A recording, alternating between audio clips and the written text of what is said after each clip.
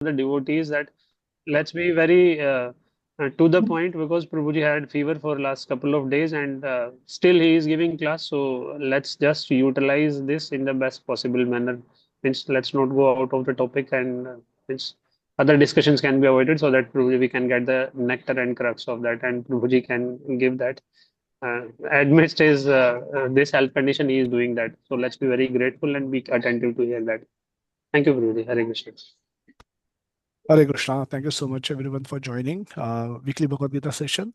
We are at a very important junction in our study of Bhagavad Gita, where today we will be, discussing about one of the most significant concept that Krishna is going to bring forward to Arjuna, which can be a life-changing knowledge for all of us. It can bring a paradigm shift in our thought process, the way we work, the way we live, the way we function, the way we create our values. So so let's deep dive deep into what we have in store for today. Let's see what it is. The reminder, everyone, hopefully all of us have the same objective. We want to learn Bhagavad Gita for devotional transformation. We want ourselves to be transformed. We want to offer ourselves for transformation. It's not that somebody is going to come and work on us. It's voluntarily we have to submit ourselves to the process of devotional service. Process devotional service is very simple. It's hearing, reading, and chanting of Hare Krishna Mahamantra and serving devotees in some or the other capacity, whatever we possess. We should utilize it for the seva of Krishna. So this together, all of these aspects together will bring transformation in us. It's like a sick patient when get hospitalized doesn't want to remain as he is for during his stay in the hospital. He expect recovery. He expect symptoms of recovery to appear in him. The tests are run, he expects some parameters to improve as a result of that treatment. Similarly, as a result of this treatment, as a result of hearing and chanting and serving, our our our desires for unnecessary longings of this material world, we will see them slowly reducing, and our spiritual happiness, our moments of spiritual happiness will start getting expanding. And that is the symptom, that are the symptoms that we are taking the right treatment and treatment is working for us.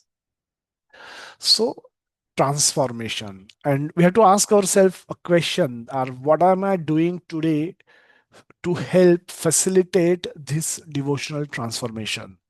Every day we should do our part. We should do our part to facilitate this devotional part transformation, to participate ourselves in this devotional transformation.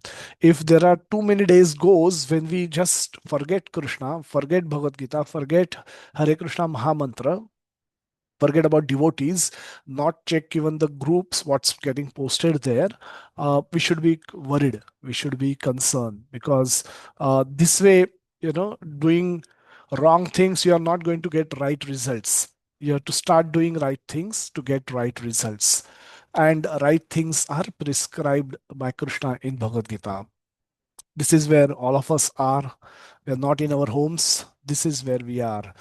Turn this battlefield into a classroom, a philosophical classroom. Quick recap. 1.24, Arjuna requested Krishna to draw drew up his chariot in between two armies, and then Krishna drove and stopped his chariot in front of Bhishma and Drona. Seeing them standing in front of Arjuna start melting, overcome by, he is overwhelmed with compassion for his grandparent, for his teacher. They are the most beloved persons in the entire world for Arjuna. He was favorite grandson of Bhishmacharya, and he was obviously the favorite student of Dronacharya. So seeing them standing in front, Arjuna got became overwhelmed with compassion. Uh, he started thinking, how will he enjoy? How will he enjoy after killing his own relatives and friends? How am I supposed to enjoy? uh, there will be no enjoyment for me. Then what about sinful reactions? No, I'm not supposed to kill my family members. They are there for a reason. I'm supposed to protect them. If I'm more powerful than them, I'm supposed to protect them. But I go ahead and start killing all of them. Uh, it will definitely I will definitely incur sinful reactions because of the killing of my own relatives. These men assembled in the battlefield, when they get killed, the women and children at home will get exposed, and they will end up associating. Women will end up associating with unwanted men. From such association, unwanted progeny will appear, and that progeny will be adharmic. So they will do all kind of adharmic activities, and one such activity Arjuna quote is the tradition of offering food and water to the pitaras, to the departed soul, that will be stopped. It's a very important lesson. A lot of people in our society we see, they don't believe in this. They say we don't believe in this. Somebody departs in their family, they just dispose of that body as if it was broken furniture, and they burn it. They use the electrical vehicles to burn it quickly. Instead of burning wood, they become nature conscious, and end of it, they say it's all gone, person is gone, why worry about him too much? So they don't follow any rituals, any ritual shraddha ceremony, the 10th day, the 13th day, the varsha shraddha, and it should be followed. Arjuna is worried. So this Arjuna is labeling this as adharma, कि adharmic progeny, they will, when people will start acting become adharmic, they will do this. And this is where we see most of the people around us actually are doing this kind of a thing, which is very sad, and very sad thing to witness. uh, then we have disturbance of social order, and then kula dharma versus kshatriya dharma, and that leads to indecision. We'll discuss about kula dharma versus kshatriya dharma in a minute, but ultimately it leads to indecision. Arjuna see this situation as lose lose situation. We have win win. हम बोलते हैं कि win win. ये करो, I will win. This करो, I will still win. This is like a lose lose situation for Arjuna. Even if I win, I will lose all my beloved people, and even if I lose, I will lose. I will get killed, and they will win. They will enjoy. But so for me, it's a lose lose situation. So Arjuna is caught in a dilemma, and he's not able to decide what to do, what not to do. So he turned to Krishna, and asked this very beautiful question in the seventh verse of second chapter of Bhagavad Gita. Pruchami tvam dharma sammudha chetaha. Pruchami tvam dharma sammudha chetaha. Now dharma, this is where we know we need guidance. We need guidance from authentic acharyas. Dharma has multiple meanings. Even Sanskrit, the meaning of the word changes with reference to the context in which it is used. If it is so, it's not one. It's not frozen. The meanings of the words are not always frozen. They do to a large extent represent that aspect, but the meaning can change also. So the karma words has multiple meanings, at least 4 to 5 meanings. The dharma words here, as it is explained, has also multiple meanings. The one is innate nature of a padartha. Sugar is sweet, salt is salty. So similarly, um, so that is also called dharma of a padartha. And then it is also referred to as prescribed duty as per varnashram. So Arjuna, if we consider Arjuna as a kshatriya, then as a kshatriya, his duty was to fight against the aggressor. So there was no cause for him to not fight.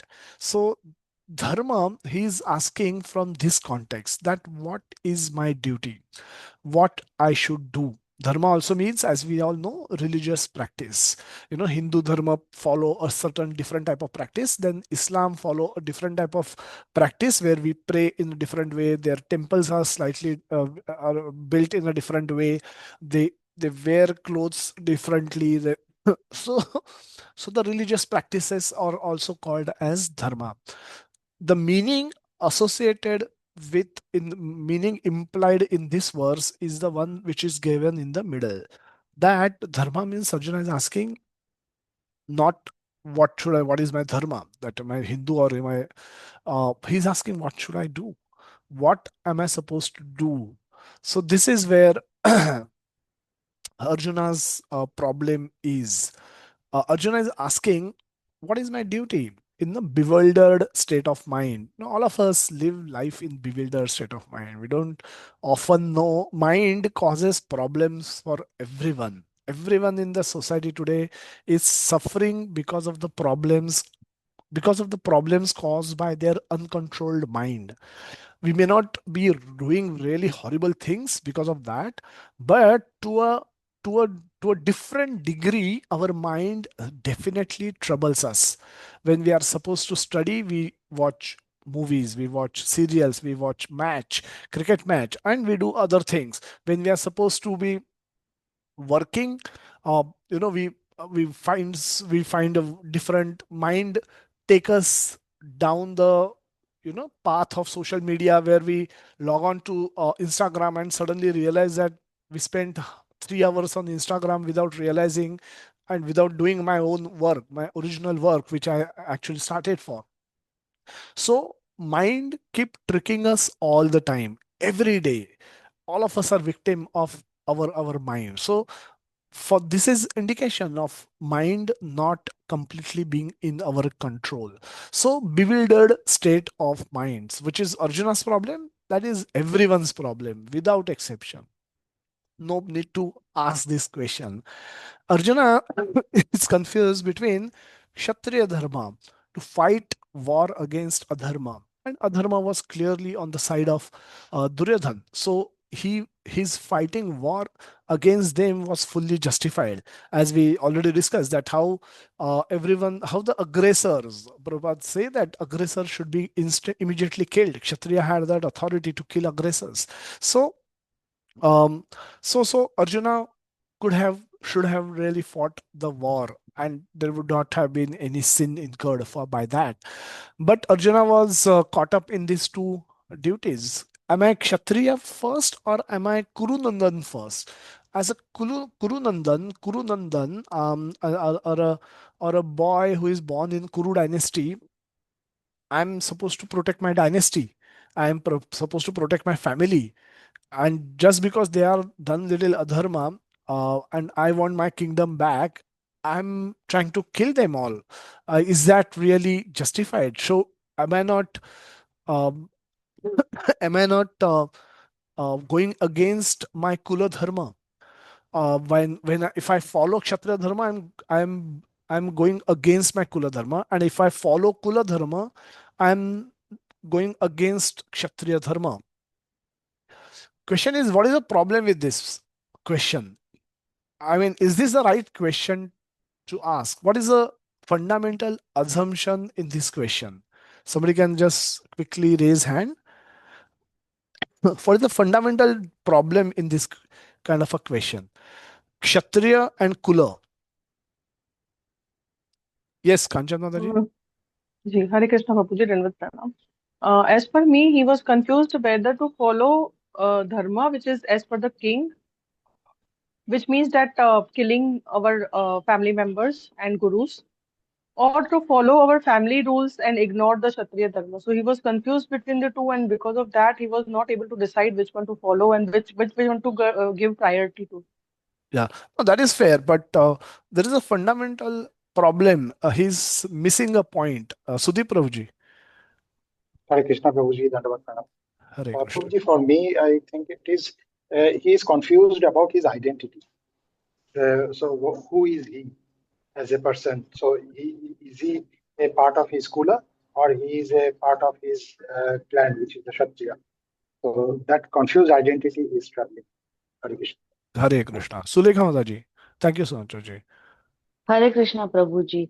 मुझे भी वही लगता है कि वो confuse है with his हाँ, but identity. that is true. But शरीर है या आत्मा है, ये Atma ऐसे hai. Correct, correct. ऐसे So this Prabhu is ji. the point. Hare Krishna. Kshatriya is also a bodily identity, and Kula is also a bodily identity. What do you mean by Kula? When your body is born in a particular family, you become you you're part of that dynasty, but not as a soul, as a body. Because your body has taken birth in that dynasty, you identify yourself with the Kula. Kshatriya is also is a bodily functional is a functional identity, because you're not forever Kshatriya. As a soul, you're in the functional principal identity is that of a that you are a spiritual soul. And second identity is you are so this both these, while he's asking these both these questions, basically he's showing his unawareness of his true nature, that this spiritual identity, he's forgotten his spiritual identity. Therefore he became confused between these two physical identities. These are functional identity. As a body, once I'm born as a body in one particular family, I will belong to that family and I will be having certain duties towards that family. And as the profession that I may choose, I will have Brahman, Kshatriya, Vaishya, Shudra kind of a duties also, and those also will sometimes take predominance. But both essentially, for both these, I'm functioning at a bodily level. I'm not even thinking. I'm forgetting that I'm actually spiritual spark also. So this basic problem in this is uh, there is a forgetfulness of his spiritual identity. We'll chant this beautiful verse and we'll elaborate on the concept of soul in the rest of the session. Okay, all of you can feel free to unmute and chant. I will chant first line twice and then second line twice, and then like that we will proceed. But all of you, please make an attempt to chant. Do not worry about voice not syncing. All of us are at different places. We are all over India, and it may not sing. That's okay, but just concentrate on the screen and chant verses. These are some of the most important verses of we should memorize. We should always have these. We should always remember these verses all the time. Dehinosmin अस्मिन् yatha यथा dehe Dehinosmin yatha dehe यथा no, देहे। Hare Krishna. Yeah, you can just follow me. I know you. If you can read entire verse, but just try to follow me so that everyone can stay together. Dehinosmin yatha dehe Dehinosmin देहिनोऽस्मिन् yatha यथा देहे kaumaram yauvanam jara कौमारं Kaumaram यौवनं yavanam जरा jara kaumaram yauvanam jara कौमारं Kaumaram यौवनं yavanam jara तथा देहांतर प्राप्तिर तथा Tatha dehantara praptir तथा देहांतर प्राप्तिर Tatha dehantara praptir Tata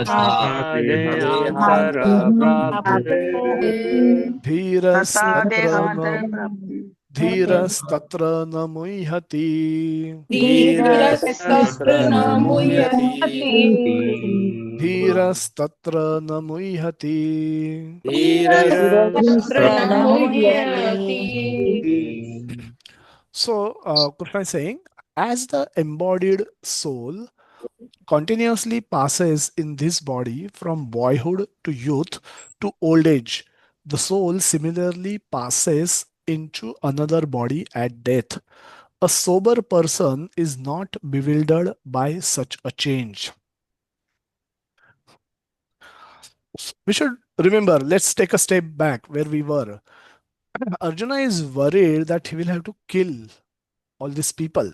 Some of those are very beloved people. So he's worried about killing. Krishna in the previous verse has actually said that everyone is eternal, that all these kings, you, me, all these kings, we existed in past, we exist today, and we will continue to exist in future eternally, sanatana. So, so there is no question of these people getting killed. Now, to take the same point forward, Krishna is saying you are worried about their that you will be destroying their demolishing their existing bodies, but those existing bodies are anyway being demolished even during their lifetime. Even during their lifetime, the soul has gone from one body to another body, and to another till the time they come to a vruddhavastha. So Kaumara is a Balya, Kaumara, and Yauvana. Balya is child, ekdam child phase. Kaumaram is Pauganda Avastha phase. Yauvana is youth. Jara is old. So, if we recall all our pictures in history, for our pictures when we were 10-year old, our pictures when we were 15, 20, 30, 35, 40, 50, whatever our age can be, uh, there is unrecognizable difference in our physical appearance.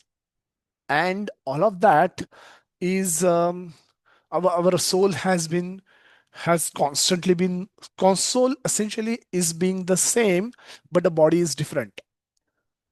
Soul is same, but the body is almost different. So Krishna says this is anyway happening. Only difference is at death, you will then completely give up this body because it has already become old and useless. It is broken down. So you will move to another body. You will get to another body. Similarly, passes into another body at death. A sober person is not bewildered by such a change. So if you're causing that change to happen, you become sober. Sober means doesn't one who does not get bewildered by such event. So you should not get bewildered by this change. So Krishna is saying you become a reason for this change. You bring this change in these people, and Krishna is authorizing Arjuna to actually kill all these people. So this is one of the most important word. The verse in Bhagavad Gita. One word, dehino. Now there's no direct reference to the soul in this particular Sanskrit verse, but it is indirectly referred to as dehino. Dehino is Prabhupada translate the embodied. It's like the one who is in possession of the body, and that is soul. Dehino is the one who is possessing the body, is the soul. So that soul, that who is, so this is a classic chanda in which the scriptures, the poetic expressions were um, poet in the poetry was expressed. So instead of keeping things very straightforward, they can twist it and bring some beauty in terms of in terms of making it more intellectually challenging to interpret. So Dehino is the one who is in possession of the Deha. So this is one of the most important verse in Bhagavad Gita. We'll chant more and then we will go to the discussion. We are chanting verse 2.14. Matra sparshastu kaunteya मात्रा मात्रा स्पर्शास्तु स्पर्शास्तु कौन्तेय मात्रा स्पर्शास्तु कौन्तेय मात्रा मात्रा स्पर्शास्तु कौन्तेय शीतोष्ण सुख दुःखदः शीतोष्ण शीतोष्ण सुख सुखदुःखः शीतोष्ण सुख दुःखदः शीतोष्ण शीतोष्णसुखदुःखदाः सुख अगम अपायिनो नित्यस् आगमापायिनो पायिनो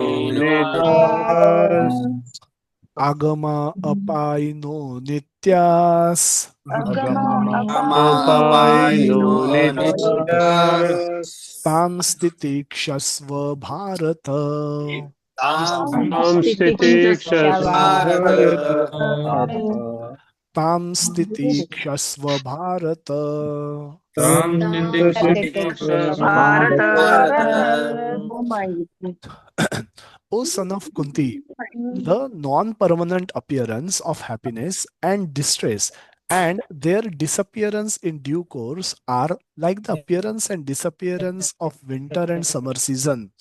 They arise from sense perception.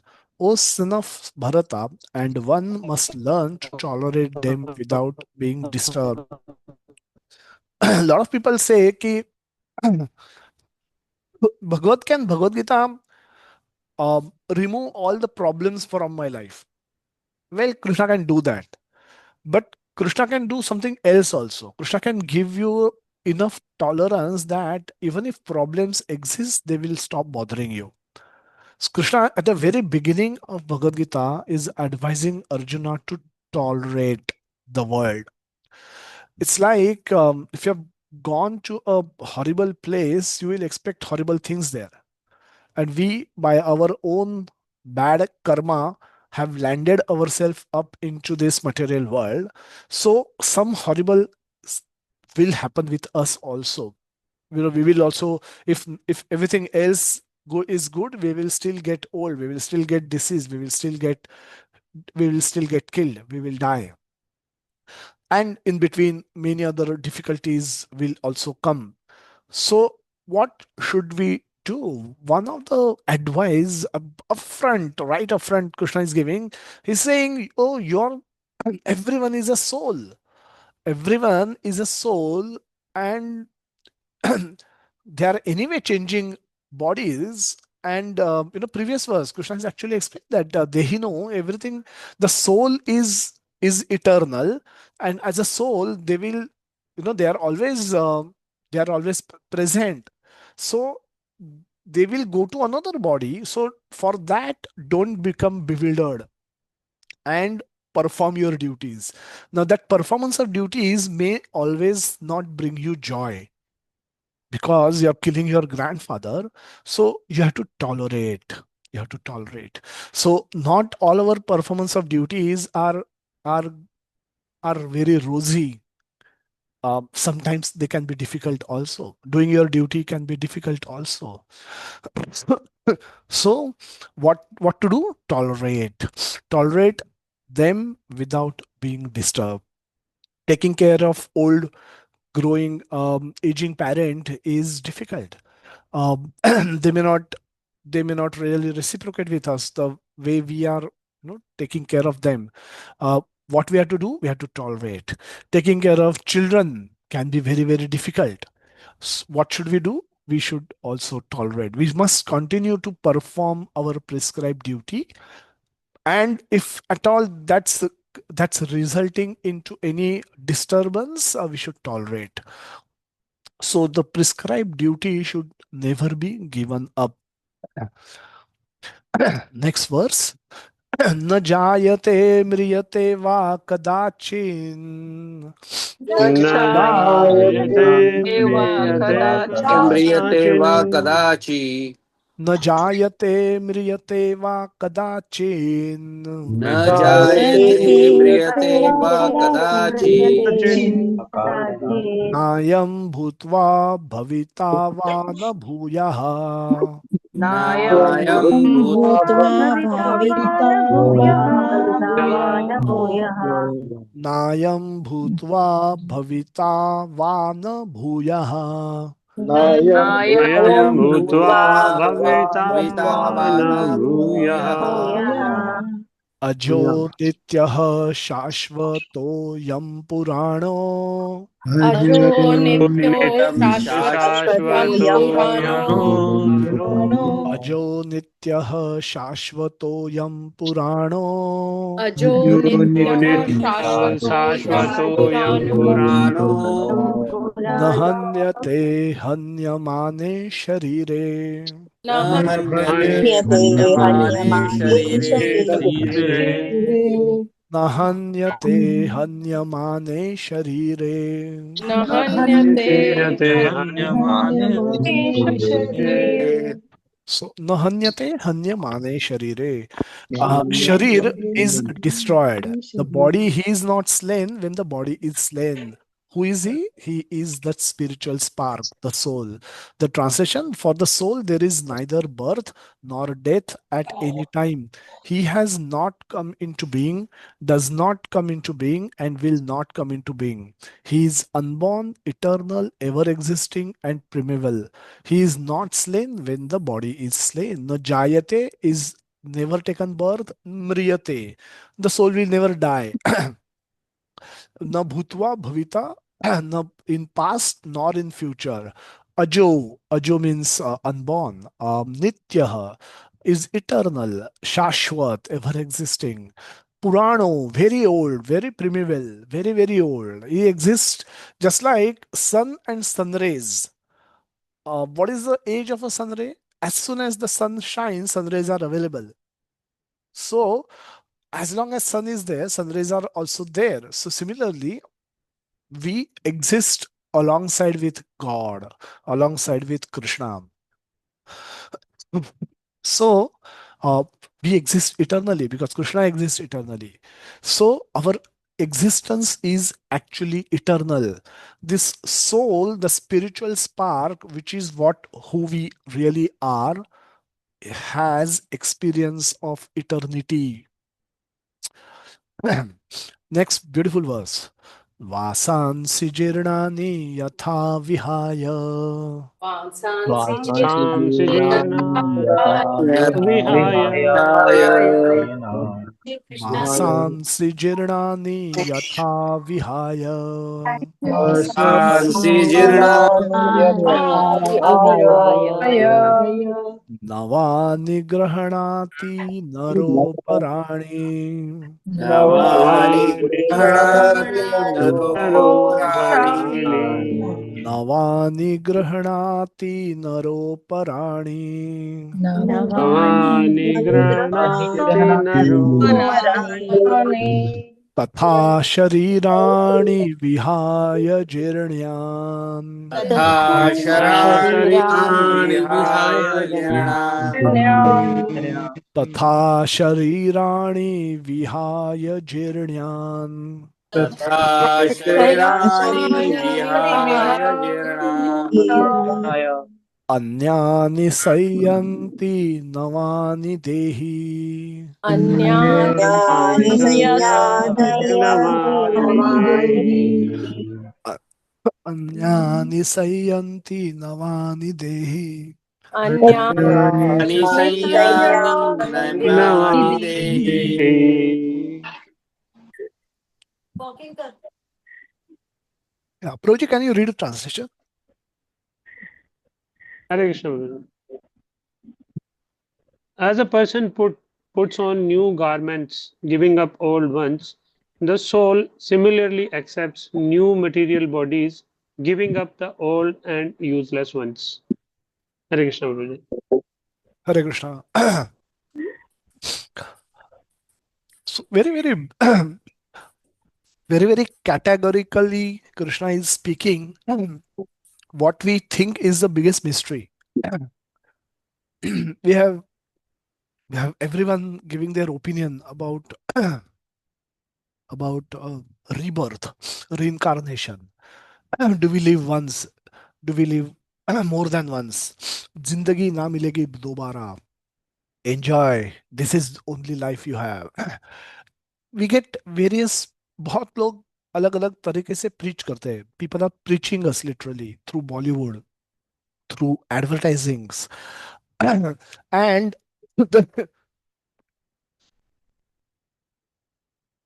here Lord is very categorically giving a very that information which if we were probably never taught in all our life, that we will transmigrate, we will get another body.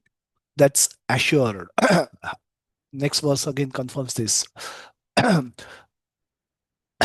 जातस्य हि ध्रुवो मृत्युर् जातस्य तस्य हि हि ध्रुवो ध्रुवो मृत्युः जातस्य हि ध्रुवो मृत्युर् तस्य जातस्य हि हि ध्रुवो ध्रुवो मृत्युः मृत्युः ध्रुवं जन्म मृतस्य च ध्रुवं जन्म मृतस्य च अमृतस्य ध्रुवं जन्म मृतस्य च ध्रुवं ध्रुवं जन्म जन्म मृतस्य मृतस्य च तस्माद् अपरिहार्यार्थे तस्मादपरिहार्यार्थे कार्यार्थे तस्माद् अपरिहार्यार्थे अपरिहार्यार्थे तस्मादपरिहार्यार्थे न त्वं शोचितुम् अर्हसि न न त्वं त्वं शोचितुमर्हसि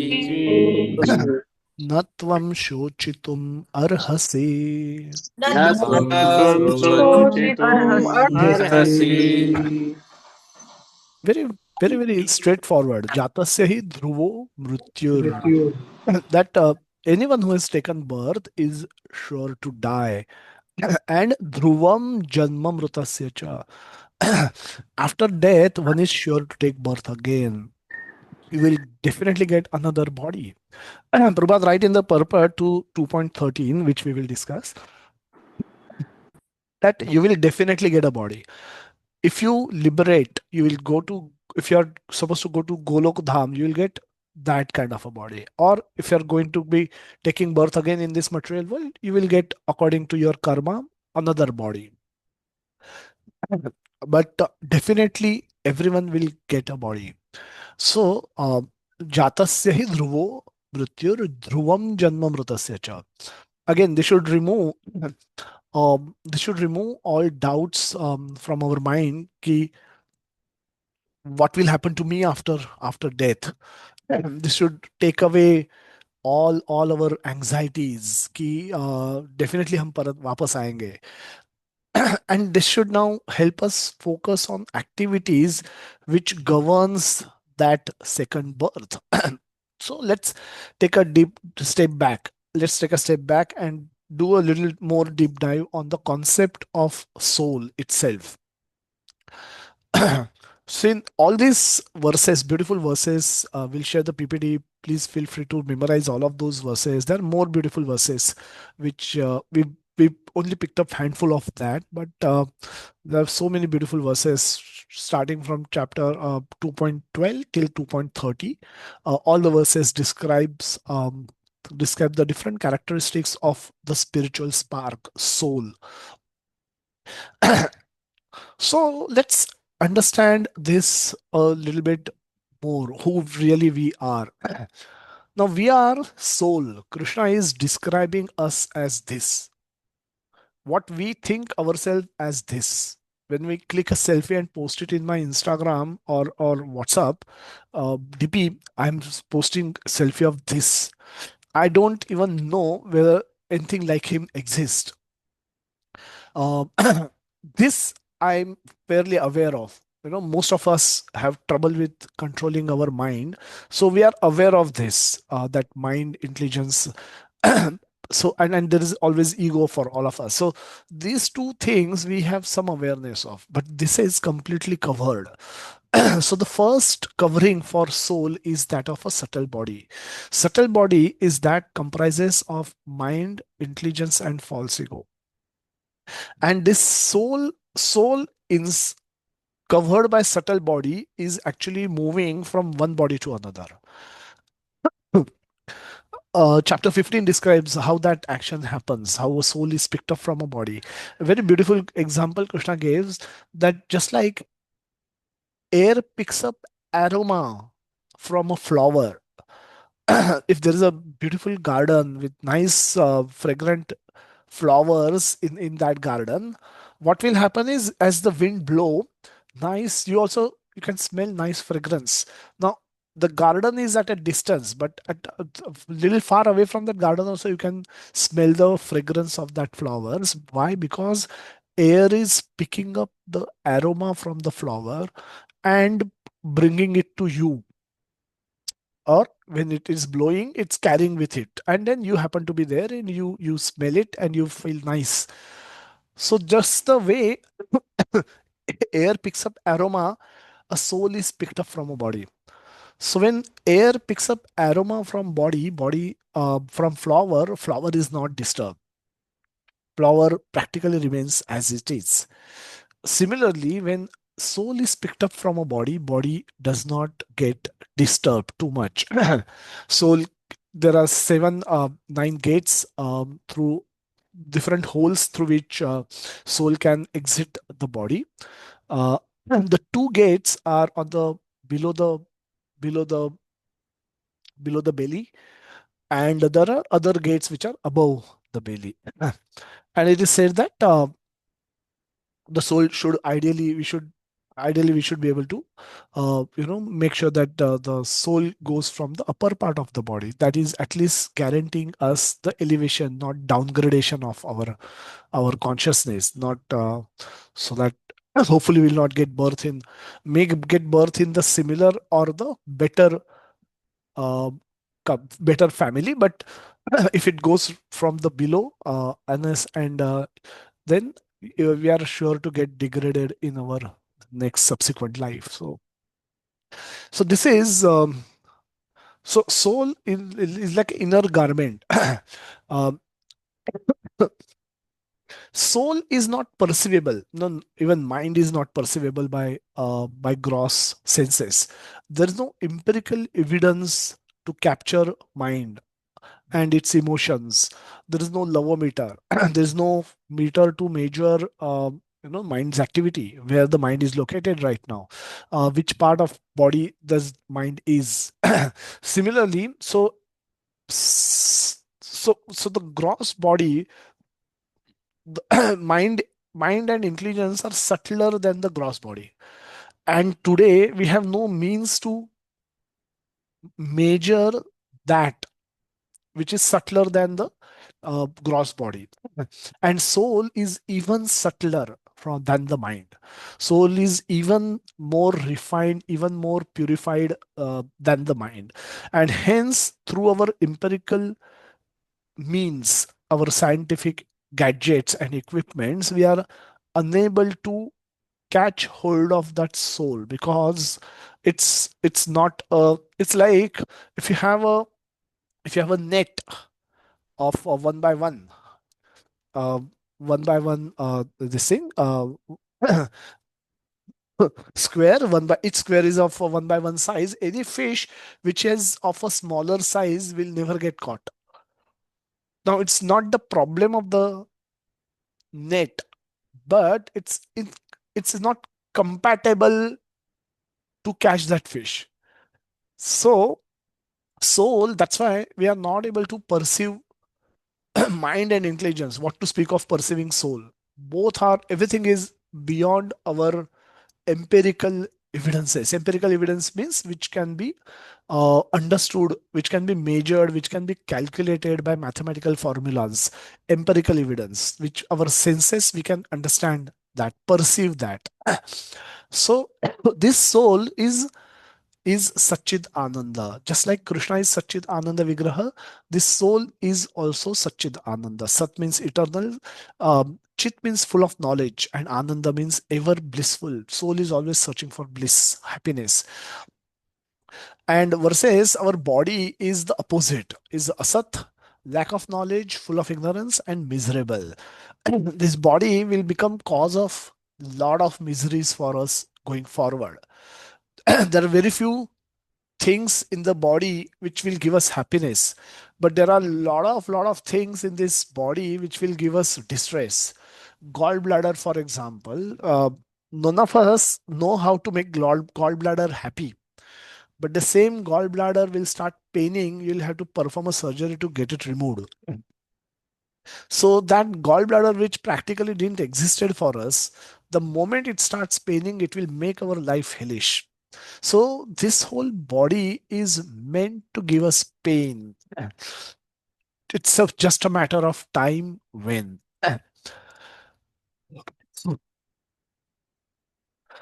What is happening here is Krishna has assumed role of a teacher and introducing the concept of soul to Arjuna. Uh, characteristics of the soul. So different verses, Krishna has spoken these characteristics. With some of those we've heard already, but let's do a recap. It's unborn. The soul is unborn. So you don't have to take worry about the birth of a soul. So our child, when a new child is born in our family, it's not that the soul is born.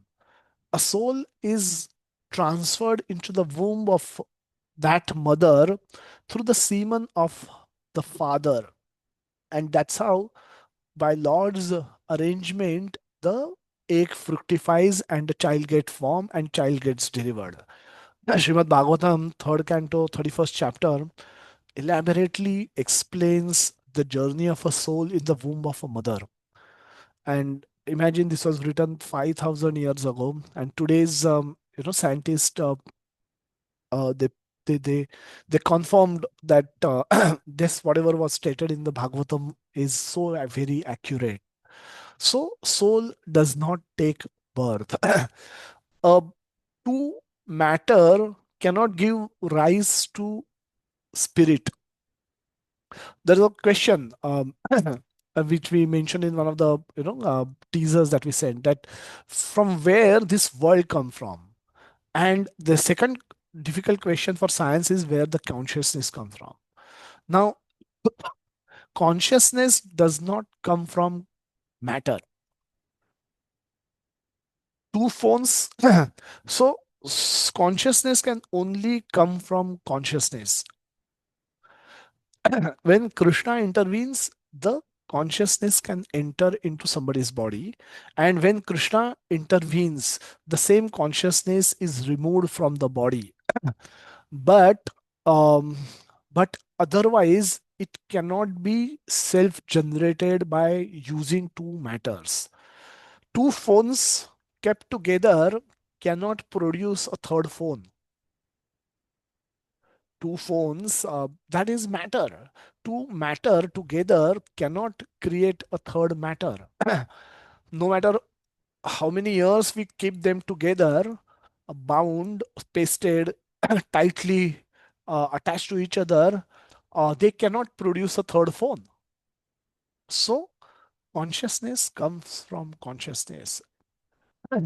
So unborn, eternal, always existent. So soul, one should not be worried that if my existence is the only existence in the current life, I will do whatever and I will get away with it.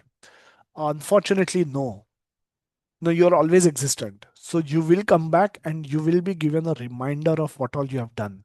So the whole idea is to make understand that our accountability towards our actions. We are accountable for our actions. It's not that we can do anything good, bad, ugly, and get away with it.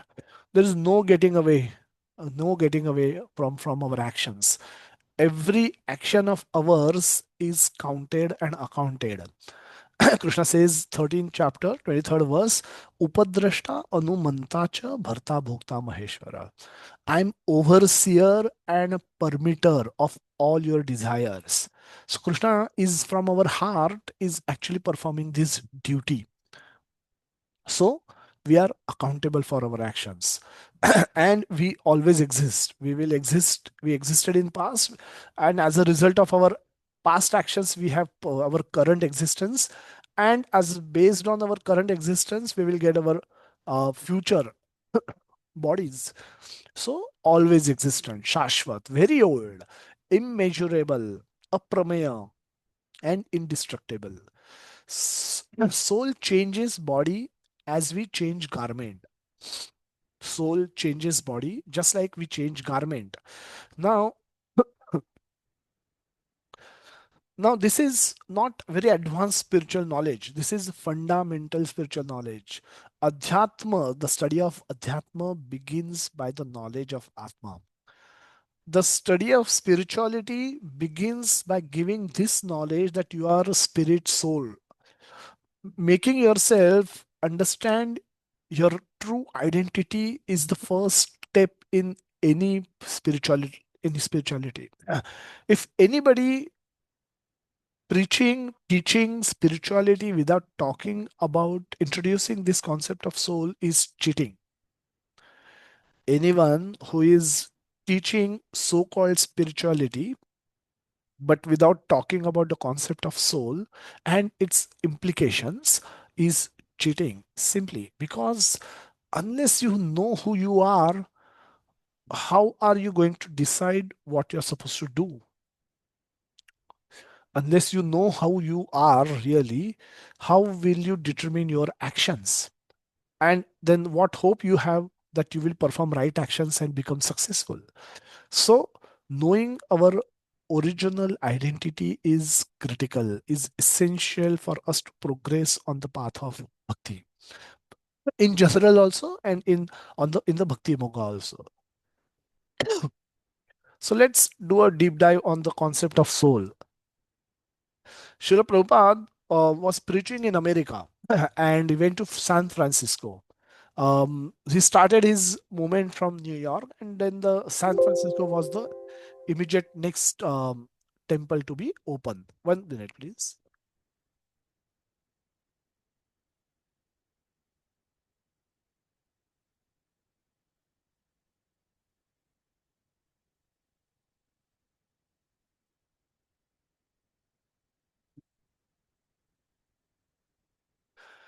So, so his disciples used to arrange various programs in city where he used to go and meet different people. So they this time they said, Prabhupada, we have arranged for a program in the school. I said, okay. And then Prabhupada went to the school, and then all the children were assembled in the ground. All of them were sitting in nice aisles. Prabhupada asked them, who is the most intelligent boy in your school? Then one boy stood up, came over. He said, okay. Um, he said, he pointed at his head, and I said, what is that? He said, what? You want the most intelligent boy to answer this kind of question? This is my head. And then he said, pointed at his arms. He said, what are these? He said, these are my arms. This is my nose. These are my cheeks. These are my eyes. These are my legs. These are my hands and this and that. And overall, this is my body. Okay. This is your body. Okay. But where are you? That boy got bewildered. I said, what's happening? This is my body. I'm body. This is my body. This is my body. I'm not body. Then where am I? Am I different than body? So Prabhupada concluded by saying that when you say my hand, means there is someone who is owning this hand. When we say my body, when we say we differentiate ourselves from the body, so we are not same as the body. So when we say this is my shirt, I don't say I shirt. I have a shirt, I have a body.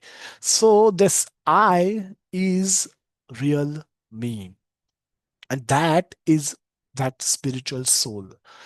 So me, my hand are different. Me, my shirt is different. Me, my body is different. And this is real intelligence, real knowledge. So, this is a very logical, general reference to the concept of soul, that by making ourselves, referring ourselves separately from the body, we disassociate with the body. We do that again when somebody passes away. When person dies, we say he passed away, he has passed away. Who has passed away? The body is still there. Everyone is crying, holding that body. Now the same body was the person. Person had the same body, but now everyone is crying because a minute before he was talking, a minute later he is no more talking. Now they say he has passed away, and they have started crying, but entire body is there. Body has not vanquished, body has not disappeared. Then why do we say person has passed away? Because we are now referring to the person, the soul inside this body, to be the real person. Now this generally we forget in our day-to-day actions, but sometimes we get a remembrance of this, and we in a very logical, very simplistic way, we actually say this, that he has passed away. We don't say that body has gone away, because body is almost there. And just because body is there, we don't say that this person is there. We say that person has actually passed away. Henry Monsen, professor of autonomy, he says body is a lump of, he came up with a theory that it's analyze the body and say that uh, this is just a bundle of chemical. Then bundle of chemical, and gave all the various ingredients of all of that, and then say that the total cost can be say 210 including GST. Is that really we are? Is that really who we are? Are we just a bundle of chemicals, or we are more than that? Famous actor, her name is Jia Khan, beauty queen. She was acting in Bollywood for many years, until she was found hanged in her apartment to the fan, and in a very dead conditions. What is the difference in the previous picture and this current picture? The chemicals are the same, but there are no feelings. She is not able to now express any desires. She is not able to smile. She is not able to make others happy. She is not having desire. She is not able to think anymore. No moment, no consciousness. Same body, but the soul is gone.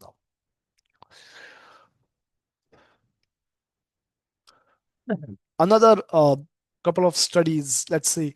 So we basically we're trying to convince ourselves that we are actually spirit soul. Because if we get convinced of our real identity, we will be able to act according to our identity. Then we will be able to prioritize things which are necessary for the maintenance of my soul. If I if I if I miss if I mistake myself as someone else, and if I try to live their life, all my endeavors will be futile. If I mistake myself as Prime Minister of India, and I start writing different orders, giving do this, do that to different departments and ministries, all my endeavor is going to be wasteful, because I am not Prime Minister of India. None of those departments and ministries are going to act on my letters, because I'm not authority.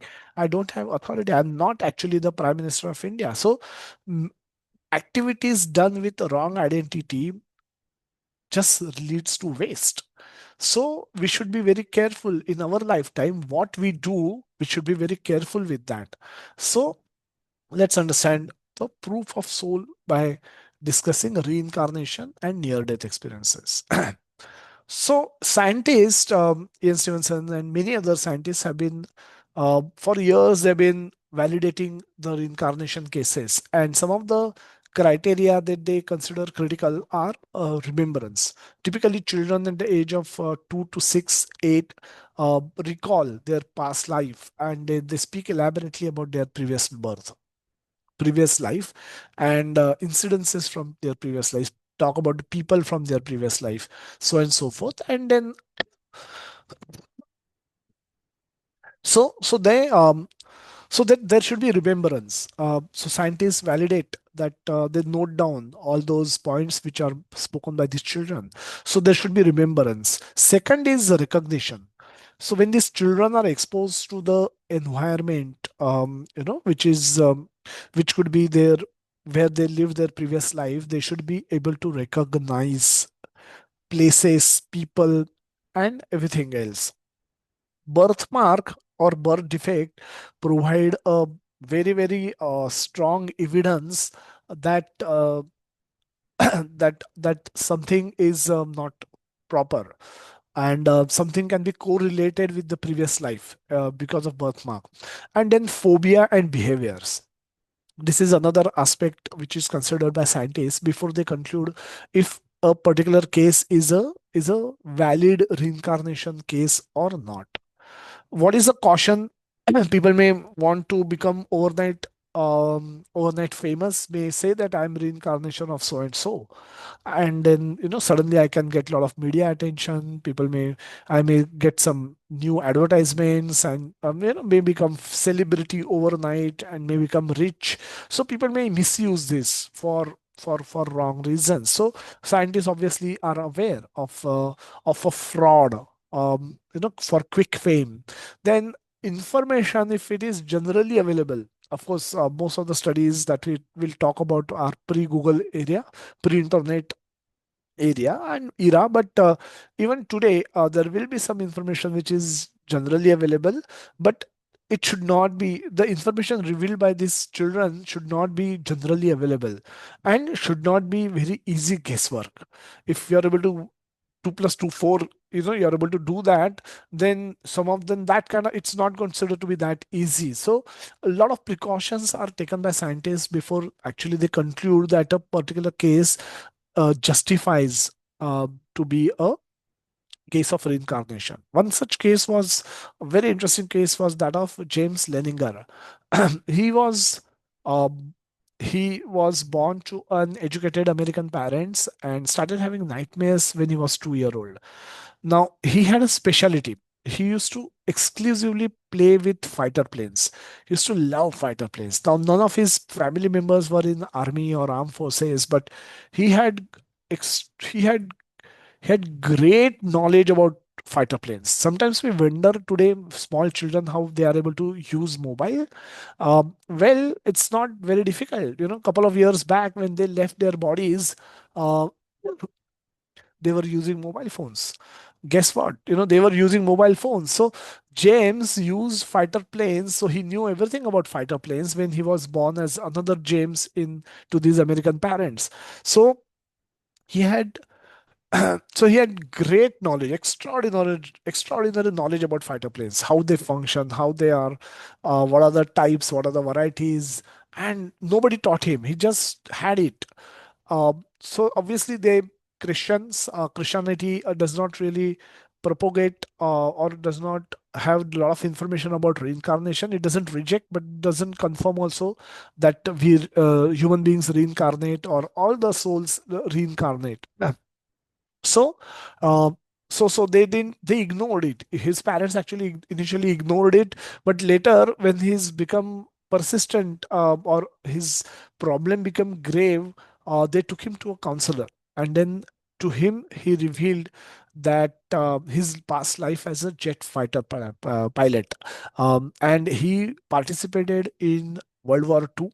He was American pilot, went to attack on Japanese, and there his aeroplane got shot by a missile and he got killed. But his partner was saved, but he got killed in that war. Now, when he was again systematically exposed to the scenario, and he was taken to the cities, taken to the place where he worked as a pilot. His co-pilot survived, and so he was available. So he went and met him, and he actually interacted with him as if you would talk to a buddy.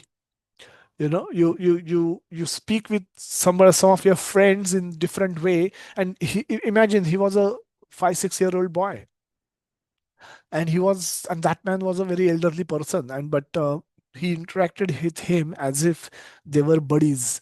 Then he had an elder sister in his previous life, so they met him also, met her also, and again he interacted with her in the way we otherwise would with our elderly sister. So a lot of this is a case that where this information was very difficult, extremely difficult to obtain information by normal means, that he possessed, that the details that he possessed about the fighter jets, the detail he possessed about the aeroplane crash, the war, what that happened, everything were extremely difficult to obtain, and therefore this was considered to be the case of reincarnation. Where the soul has been the same. The same soul has moved from the previous body to the current body. Another wonderful case that came up in India, and there are hundreds and thousands of cases actually. I've just picked up, I was referring to a book called Demystifying Reincarnation by His Grace Chaitanya Charan Prabhuji. And in which this book itself, he has quoted hundreds and hundreds of cases and just picked up three, four out of them. But if anybody is more interested, please feel free to go through this book. Very masterly written book, and very lot of research information is available. So to solve all your doubts, all your problems. So Shanti Devi, a case of reincarnation where intimate details were shared by that girl. So Shanti Devi was born 11 December 1926 in Delhi in a small locality. At the age of 4, she started revealing, talking about her past life as wife of Chaube in Mathura. At 6, she gave detailed information about her death during a childbirth. And then she was again systematically exposed through scientists, took him to Mathura, took her to Mathura. Then her jet was brought on the railway station. Jet, and then showed him as he's your husband from past life. Then she said, "नहीं नहीं, ये मेरे जेठ है." And then she went and paid obeisances to him. Then उनको बोला, टांगा में बैठो और आप दिखाओ घर मथुरा में, where is your home? And she sat in that tanga, and as if she comes there daily, she started showing the road, and then made the tanga stop at the home of Chobe. There, she went inside and met her children, who had now become grown up. Now, this is a 6-year-old baby girl, but she is interacting as if a mother will interact with her child. And the husband, finally, when she met, she again paid obeisances to him. And so again, they what she revealed was most was something what she revealed in the past, during the counseling session, that how she conceived the baby, that she had arthritis problem. And so she gave very lot of details as to how they actually conceived a child despite of having a lot of physical problems. Now this leads to a 6-year-old girl talking about this kind of a thing is just impossible for anybody to figure out. Too much intimate details that was shared by this girl. And then when they confirmed it with the husband, he confirmed it, that that's correct. And then the death had actually occurred during childbirth, so a lot of medical records were also available, so those could also be cross validated and confirmed that this is none other than the nothing but the case of reincarnation. Nasib Budak is a classic case where everything comes into play. The remembrance, recognition, birthmark, behavior, all together. It's like a classic, where you just don't leave anything undone. Born in Adana, Turkey in 1952 as Nasif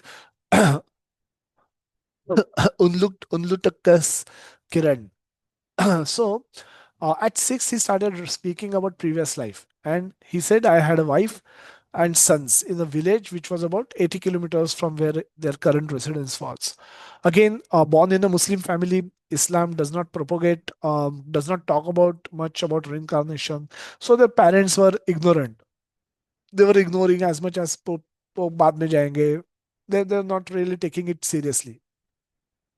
But eventually, he met a girl. his grandfather had recently married from a with a girl who came from the same village. And when they met, he met his grandfather and his newly wedded wife. He recognized her from his previous life, and then she also or then she also revealed that yes, there was somebody called this Nasib Budak in her village who lived where she came from. And then people became a little serious about what he was talking. Then with the help of scientists, observers, Nasib was taken to the village that was about 80 kilometers away from where he was living. Again, he led the way, as if he knew where to go, and went to the house, his own home, then went to the children, spoke with them, caressed them, embraced them as if you were meeting your children. Those He was a small child, and they were all elderly children, but he was behaving as if he would behave with his own children. So it was a very unusual sight. A 6-year-old, treating uh, a 10 and 12-year-old as if a boy, small boy. And then finally, when he saw his wife, he again he showed the right emotions. Then he saw that his wife had already got remarried, so there was a picture with her new husband. So he became very angry. In his previous life also, he used to be very angry. He had a lot of anger issues, uh, drinking issues, alcohol issues, knife fight issues, and anger issues. So all of those were there. So that he became very, very angry. He tried to tear apart the photo of that new husband, and he became very angry with her, with his wife, that why you got married again, told you not to get married. And then he revealed something very significant. He said, my wife and I used to have a lot of fights. I was very short tempered, and I used to always carry knife. And once, in the rage of anger, I stabbed my wife on the right side of the thigh, inner thigh, and that left a scar, a permanent scar on her left thigh, no, on her right thigh, which is on the inner side. And when the female observers took her inside and validated it, that was true. Now this is again information which is impossible to be known. It's like, um, he unless he had done it, how otherwise he will know? How otherwise this boy will ever know?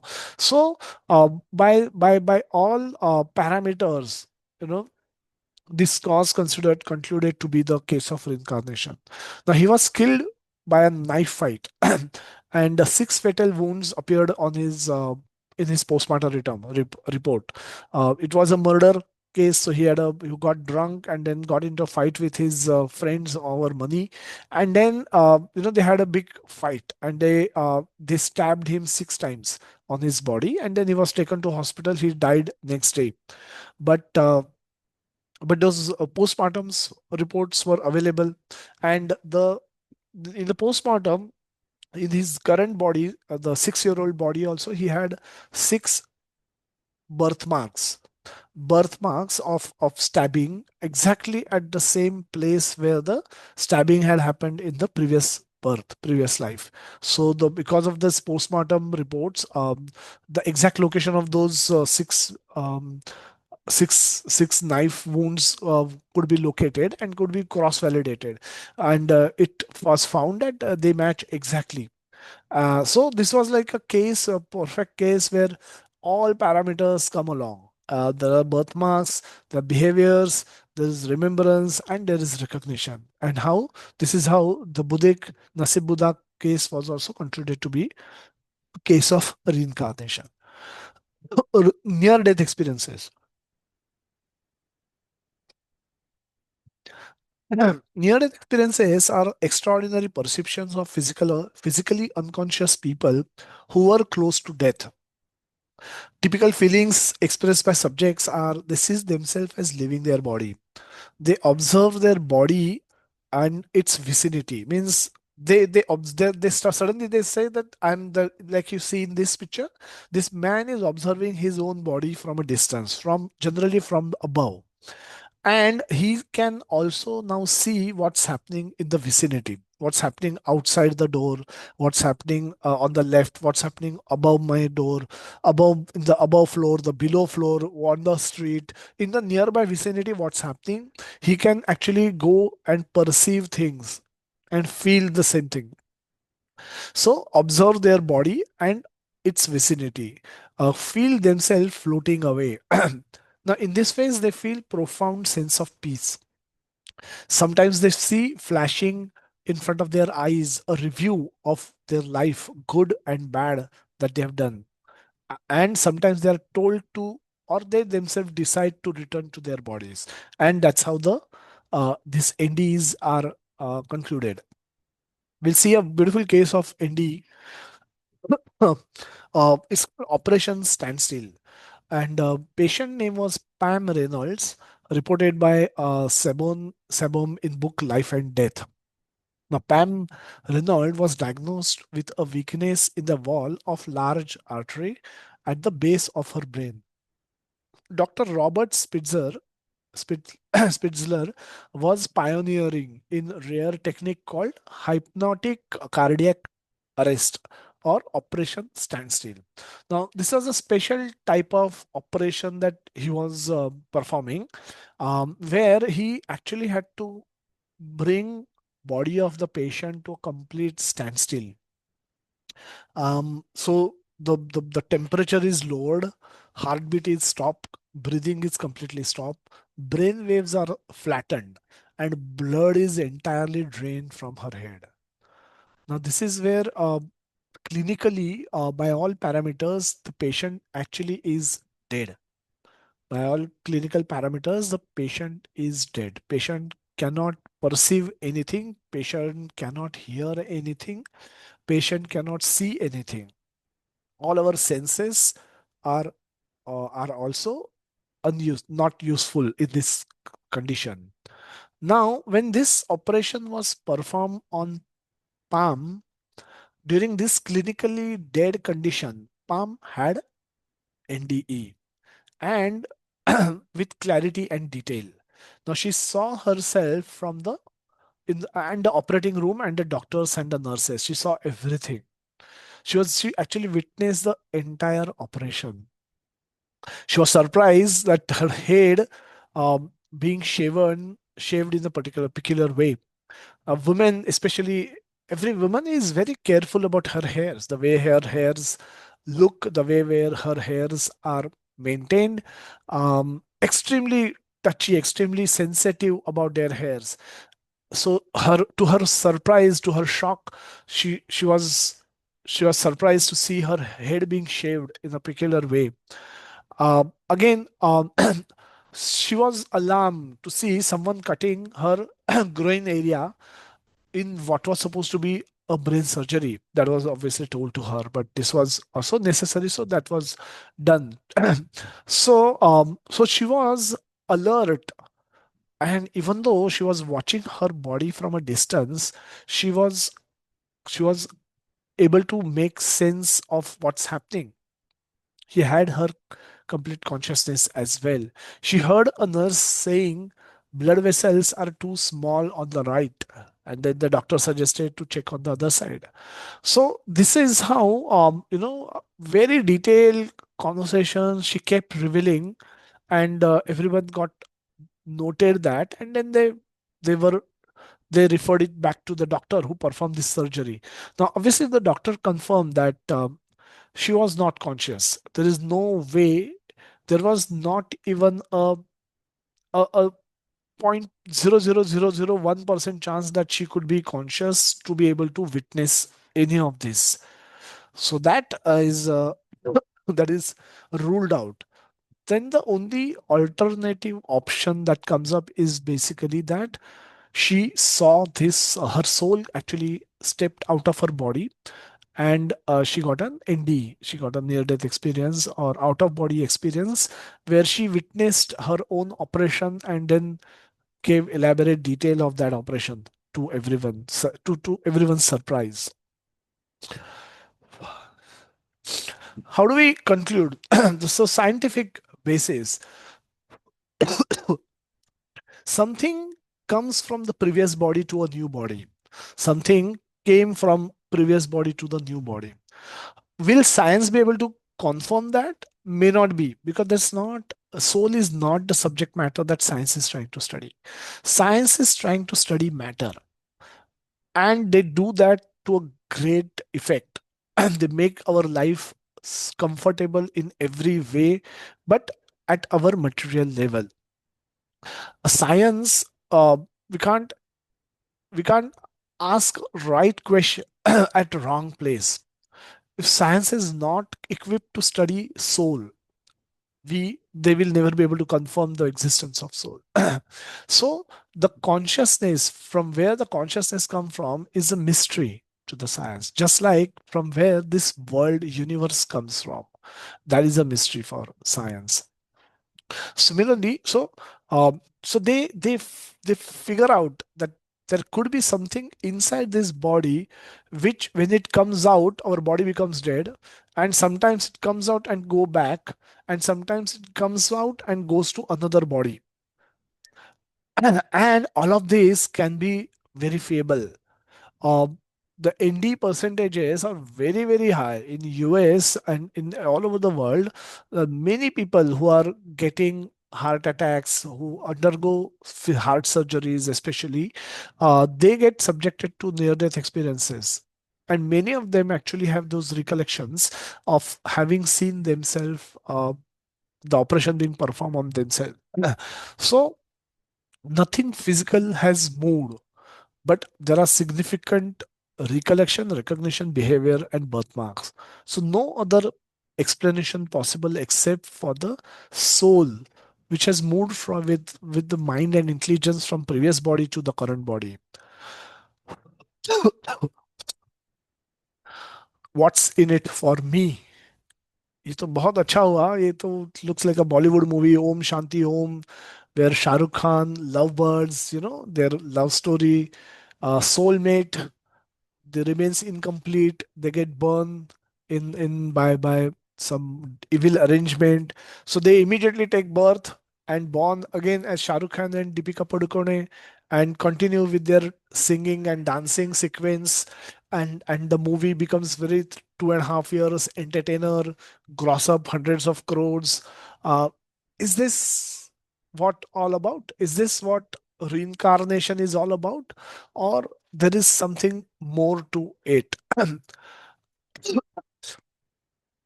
First of all, let's understand, how can we otherwise counter argue that we are not soul? Now, basically, why we need to get convinced that we are soul, is because we should be able to then convincingly modify our activities accordingly.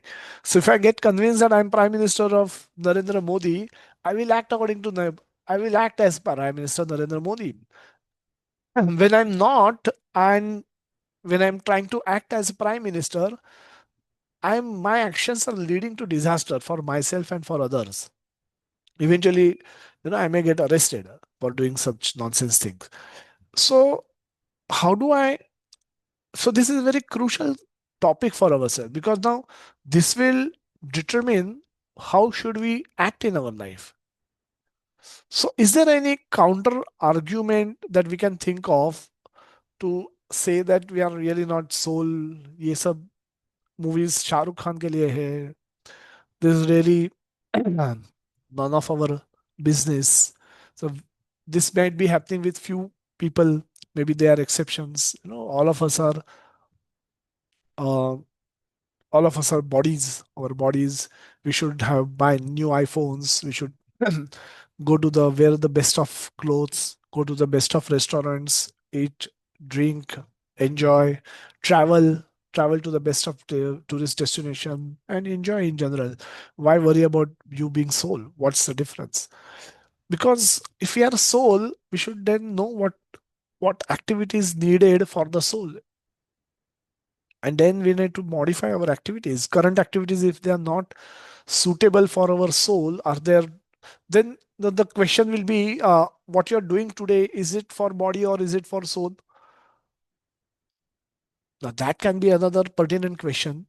Ki So that's why this is a very critical question to understand, that if we are soul, if all 109 of us, 105 of us are convinced that we are soul, then we can move to the next question. What are the possible benefits of this knowledge that we are soul? Now think out of box. Think about your biggest fears. Think about your worst experiences when you feel the saddest, um, because of the departure of someone whom you loved.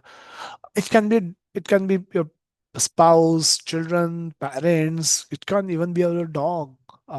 So um, how we can use this knowledge in our life, that we are not this body, we are spirit, soul. How this knowledge is useful in our life. Um, yeah, start thinking. I'll just wait for other hands to be raised, or else I can go to Pravlika.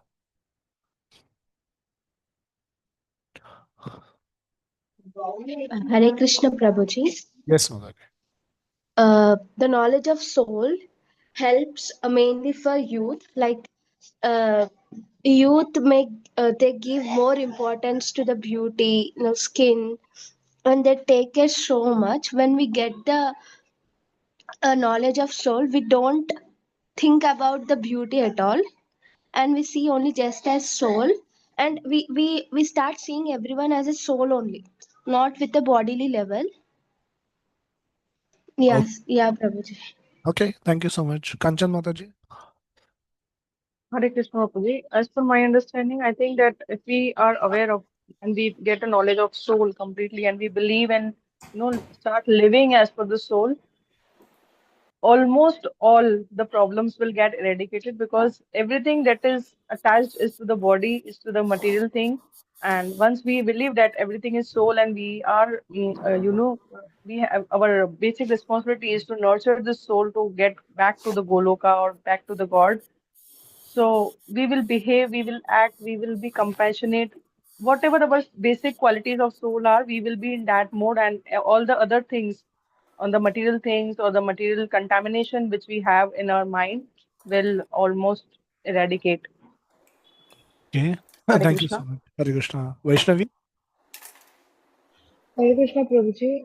Prabhuji, for the first question, uh, I I thought something like someone can argue in this way also. See, uh, this reincarnation things have happened with that person and not with me. So the case might be the that सिर्फ उनके साथ ही हो रहा है incarnation, हमारे साथ नहीं हो रहा है. So this kind of argument can also be there. Yeah, And because of the remembrance, right? Not everyone remember our past. yes, We don't even remember what I ate for my yesterday's breakfast. So, what to speak of remembering past life? But that's true. That some people may. But does the fact change? no So Prabhuji. yeah, so that's the unfortunate part of it. So there is what we have seen today is scriptural evidence, commonsensical approach, logical approach, and scientific approach. Now, all of them are leading us to one conclusion, that our we are we are there is something inside us, Atma, soul, which is our real nature. And if that were to leave this body, the rest of the body is just become garbage. Yes, Prabhuji. Yeah, thank you so much. But yes, you want to answer the second question? Yes, Prabhuji. If we could remember that we are souls, then according to me, I would have then not enjoyed unnecessarily. I would have focused uh, on scriptures. I would have believed firmly in the philosophy. If I if I would have completely get convinced of that I'm soul, then this enjoyment part would have decreased. Okay. Yeah. Dipesh Prabhuji, thank you so much, Vishnu. Ah, Hare Krishna, bro. I'd like to answer the second question. So, what are the possible benefits of this knowledge, sir? So, Prabhuji will come to know our real purpose as such. So, we know that everything has a purpose, but I am the person, what is my purpose? So this knowledge of soul will enlighten us to think in that way, not just about temporary benefits, but about the eternal solace. It's Okay. just like one example that suppose I want to go to some destination, so I will immediately start Google Maps and check. But first, I should know where am I currently. So knowledge of the soul will initiate that particular thing, like who am I and how it will that will help us to lead the ultimate destination. Okay. Thank you so much. Chandraman Prabhuji, then Ashwini Shukla Prabhuji. Hare Krishna, Prabhuji. Prabhuji, for the first one, there is no counter argument that there is no challenge about it. And the second one, you had long time back given an example of a rented house and an own house. When you stay in a rented house, you take care of it. You keep it clean and all, but you know that you will have to move to your permanent house. So you will only do that much with a rented house, which is required to maintain neat and clean and live there happily. So this body is a rented body. So do that much which is essential, but do perfect what is required for the upliftment of the soul and the permanency. Okay. Yeah, a nice way of putting it. Thank you. Ashwini Prabhuji. हरे कृष्णा प्रभु जी, धन्यवाद प्रणाम। प्रभु जी, पहले question का मतलब मैं देना चाहूंगा। Second तो people have very nicely answered and correct. इसमें एथिस्ट और जो हर जगह साइंस का लॉजिक मतलब लगाते हैं, वो ये कहते हैं कि हमने देखा कहाँ है, where have who has seen the soul, वैसे वो आर्ग्यू करते हैं। बट उसका काउंटर मतलब उसे कहा जा सकता है कि many things we have not seen but we still believe, like for great great great grandfather we have not seen, but he was there. That is why we are here. Okay. Hare Krishna. Hare Krishna. Sunita Mataji and Jigna Mataji, last two. Yes. Hare Krishna, Prabhuji. Hare Yes, Krishna. I would like to talk on that topic which you said. If we are soul, then we like to go to some destination and enjoy. So I have read and many things about this, that we can enjoy and do anything, but we have to keep Krishna in the center. Keeping Krishna as in the center of our life, we can enjoy, or we can do something, any like good things. So I would like to know whether this is right. I feel that way, Yeah. that if So, we are yes, so when we say when we as a know, soul. yeah, when we know we are a soul, Hmm. and this is not complete knowledge. When with the subsequent session, no, we will say that how we are linked to Krishna. Just Hmm. like this hand is a complete unit by itself. Hmm. But when this hand gets separated from my body, it's of no Hmm. use. It's still a complete unit, but it can't eat, it can't get nourished. So Right. hand is best utilized when that hand is attached to this body and it is serving this body to put food into the mouth so Hmm. that it goes to the stomach, and from stomach a hand get the nourishment. There is no independent enjoyment for a hand of a rasgulla, Hmm. right? So Hmm. similarly, it's not that we are Krishna wants to want to deprive us of any enjoyment. We've seen how Krishna is always eager to serve his devotee. He wants to become servant of his Hmm. devotees. So if we become his devotee, he will ensure that we get what we want and we get what he wants us to have as well. So either way, it's a win-win for us. It will be a win-win for us. So that's why we can orient our activities with this knowledge to perform those activities which are prescribed by Krishna in the Bhagavad Gita. That is devotional service, bhakti yoga, that he is going to recommend. Okay. Hare Krishna. Hare Krishna. Jignananda ji. Yeah, Hare Krishna, Prabhuji.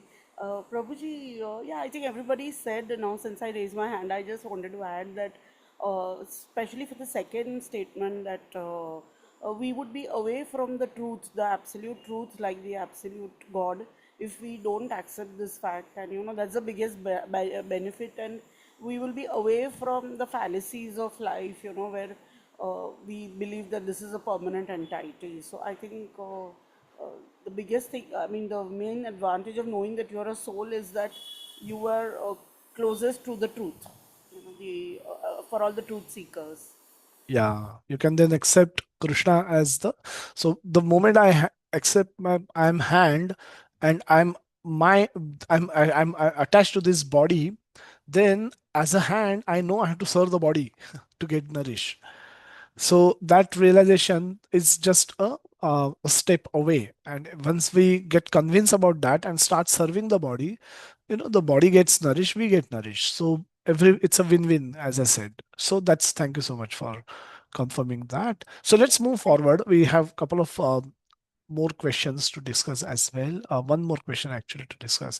So in the purport of this verse, Prabhupada writes that since every living entity is an individual soul, each is changing his body every moment, manifesting sometimes as a child, sometimes as a youth, and sometimes as an old man.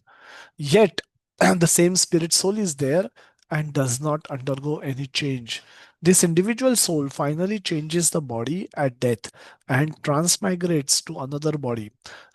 And since it is sure to have another body in the next birth, either material or spiritual. Now, this is very important.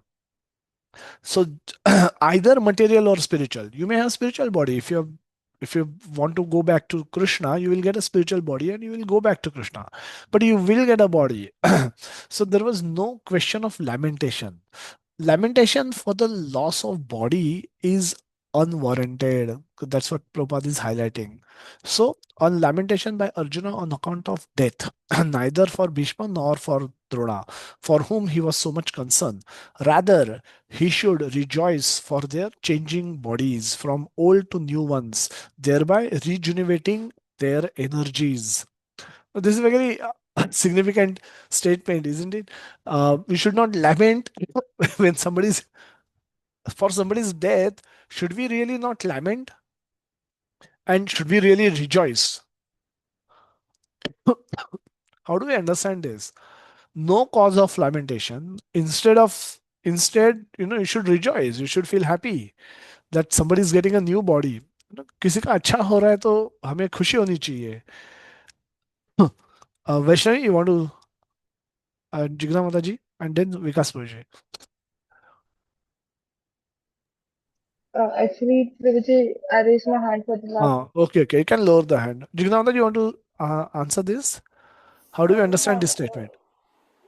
yeah, actually, what Prabhupada's last statement was, that you rejoice. I think I've always heard of this, that saints ask for pain, they ask for disease, they ask for deterioration.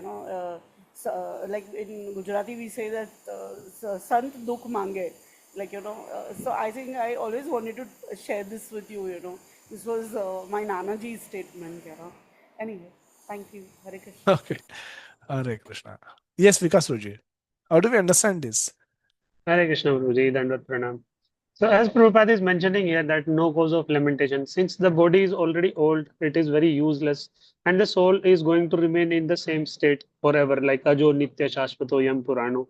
That will remain. So, the rejoice is in that he is getting the new body with the new energy, and he can do something newer and newer. So, it is only our attachment which actually takes us to the lamentation. Rather, for the individual soul who is traveling in the new body, it is actually the newer chances for him to explore more, or maybe, as you mentioned beautifully, it may be material body or the spiritual body. If he gets the spiritual body, then it is the best for him. And if even for he is getting that particular soul is getting the material body, there are better chances for him to devote it in the service of Lord Krishna, which eventually he is not able to do in the old age of life. So it is a matter of rejoice. And like this word lamentation, His Grace Radhesham Prabhuji says that we should feel sorry about that, since we are emotionally connected. But lamentation is that when we are deep down, drowned in the ocean of sorrow. So lamentation is actually out of question in any situation. Rather, rejoice is the perfect as Srila Prabhupada is using it. That he will be getting the newer chances to awaken his spiritual consciousness. Correct. I understand that in that way. So that's Hare that's Krishna, Prabhuji. Wait. yes, Hare Krishna. No, nothing, Guruji. That's fine. Keshav. Keshav बाद में. So this is one way of that's a that's understanding that we get from this sentence, that we should not rejoice, or neither we should rather rejoice, not lament. But departure of our loved ones, or when somebody gets terminally ill in our own family, when we ourselves may eventually get ill and we eventually will die, will we be really able to experience this kind of a emotion, that I'm rejoicing, I'm feeling very happy that I'm going to get a new body now, maybe Krishna will take care of me? How can we practically apply, because this is happening all around us? We all are in different stages of our life. Some of our relatives are very, very old, about to leave their bodies. They fall sick. Some of them are continuously must be bedridden for months and years. Eventually, we see them leaving body one after another. All around us, our neighbors, our relatives, uncles, aunties, mausis, chachis. Eventually, our numbers will also come. But how do we apply this learning to the real life situation? When someone, if we are in close connect with someone who is terminally ill or about to leave their body, what should be our approach in serving the body? Should I try it, Prabhuji? Hare Krishna. Let's see if anybody Very else. good. Sure, Prabhuji. Sunita Hare Mataji, Krishna. we have many Yes. hands. Yes. Hare Krishna, Prabhuji. I would like to answer the first question, हाँ Mataji. that whether we have to lament when our near or dear one parts away. So I have heard about this, and the main thing I would like to say, after coming into Krishna consciousness, I have learned many good things, and spirituality has increased in me. So I have heard about this, that when a close or relative or anybody from our family departs, actually we always lament and we cry.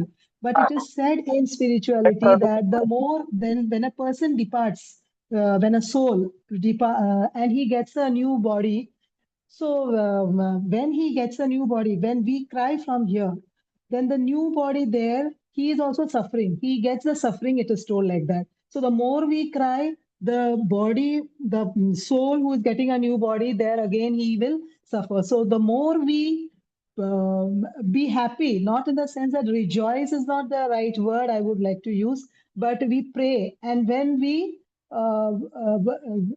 pray to Krishna, so there, the new body also is at peace. It is Yeah, told no, like that's that. fair I don't know point. how much I can say. And that's fair Yeah, point. Once the yeah, person has left his body, yeah, uh, then that's fine. Then we have to just pray for the yeah. proper destination. Instead of That's lamenting, nah? instead of Instead of lamenting. Yeah. lamenting or Yes. crying.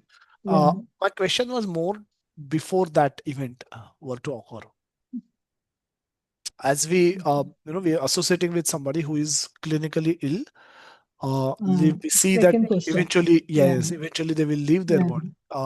So Atishi yeah. and Sudip Prabhuji after that.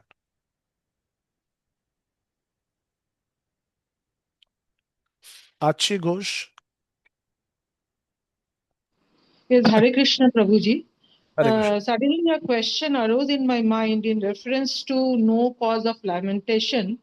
It is all right when our near and dear ones become old and they have a peaceful death and leave us. Okay, we can make us understand that yes, this soul will get a new body.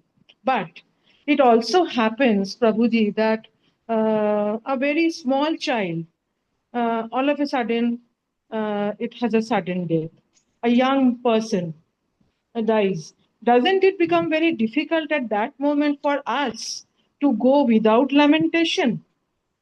Uh, this is a You're right, question. Mataji. So that's why Krishna says that the tolerance word and the instruction to tolerate is given upfront for that reason only.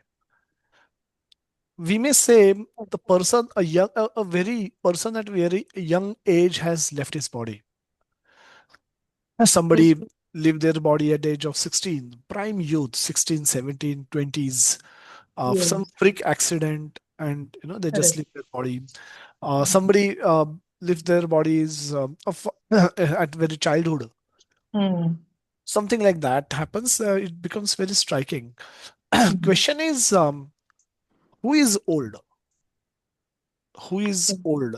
Now, one answer that we get from our senior devotees is that one who is closer to death is old. Yeah. One who is closer to death is old. Who is closer to death? Actually, Who is all of old? us. All of The us, soul. and nobody knows how close we are to our death. Yes. So, because we don't have that visibility, we can practically think of all of us being old, because if you because that's this is how in fact uh the definition of old is, because soul is sanatan anyway. So you're given a new body, and if you're given only a limited period of say 17, 20 years in this particular body, so be it. I mean, that's the decision that was made when the soul was put inside this body itself. It Hmm. is irreversible decision. So everyone is old, and everyone is not so old. Even a 90-year-old may survive for another 10 years. Right. So he may not consider himself as old, and he's right. Whereas a 50-year-old may die of heart attack. He is older than the previous person. So Hmm. anyone who is closer to death is old. Because we don't know when is our death destined, Yeah. all of us Exactly. have equal chance of becoming Yes. old, Correct. or actually. So what we see visibly, the destruction of a young body causes more pain than a destruction of old body. Because there is a loss of the we our grief is for the loss of association, Hmm. loss of interaction, and that should be there. That should be there initially. Definitely, it should be there. But my question is again more is, because we know, should we take care of somebody who is who is fallen sick, or should we leave it to go figure out? Anyway, you're going to get a new body, so why take medicines? Why take treatment? What should be our approach? So our approach should be, we should provide to the best of uh, our capacity the medical aid to whoever is going through the sickness, and we should pray that if Lord wants, let him get recovered and continue with his life. If he does not want, so be it. His will prevail anyway. So we should do our best, whatever we can, and then we should pray. We should pray for the better destination of the soul if he happens to leave the body. So we should definitely continue take care of the body, even if we say that there is no cause for lamentation. We should not give up our duty as a child, as a son, as a daughter, as a husband, as a wife, as as whoever, a friend. If we are in a position to help somebody medically, we should take care of that aspect, but we should provide Krishna's remembrance to that person also. So that I will discuss that in more detail during 8th chapter discussion. But generally, before the death, it's advisable to give Krishna's remembrance to the person who is about to depart. And we should facilitate that by giving them, by showing them Krishna's picture, by reading them Krishna's stories, by making them hear Krishna's Krishna's name. kirtan, Yes. making them drink Gangajal or Radha, water from Radha Kund. So there are various ways in which we can try and help their consciousness to remember Krishna. And if they have practiced bhakti sufficiently, they will remember Krishna, and Krishna will eventually take them back to Godhead. So that is our duty as a. So even if there is no lamentation, there are duties to be performed. we don't have to overly become rejoice, and but we should be duty bound when we are in this situation where we have to help a person leave body. So the conclusion, Prabhuji, yes, Prajit. I have one, I mean, this one somebody asked for, I mean, prematurely kids or, I mean, 16, 17 years actually when the death occurs. Possibly the unfulfilled desires might be less, very less, and that has been fulfilled. He should have, the soul has left the body. Is it right or to consider like this? Uh, it's not always the case. Um, Generally, the unfulfilled desires typically are um, unfulfilled duties, I may say. Desires, so there is no end to it because desires are for self sense Yes, gratification, and your right, body Prabhuji. anyway broken down. So you are gone anyway, your body is gone. But for example, if a father is leaving his body and he has a couple of daughters, or he has a son, young son who is still studying, not got job, so obviously he will have an anxiety. Some, if possible, we should speak with them and comfort them that we will do our best to take care of his responsibilities or help him to the extent possible, so that so this is called, there are called different closures we have to do at the time of death. One closure is happening at the bodily level, where all our organs are failing one after another. So there is bodily closure that will happen eventually. Emotional closure should begin before that, where we should beg for forgiveness, we should ask for give forgiveness.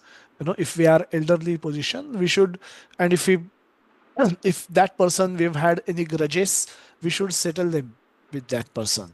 Or if we have to offer or give our ask for forgiveness for anything that we have done which had upsetted this person, we should do that. These are the times where we perform emotional closure, emotional grudges that we probably must be holding for years, for the time. So those, if we can close those, that's nice. So one of them is asking for forgiveness, giving forgiveness. Second can be asking for this the balance the responsibilities, taking care of their anxieties, or promising at least that we will do our best to resolve their issues, or help them help with their uh, the person who will be left behind. We'll take care of them. So if you are in the position, we should give those assurances to the soul so that he becomes peaceful. Once he becomes peaceful, we should divert his attention to remember Krishna.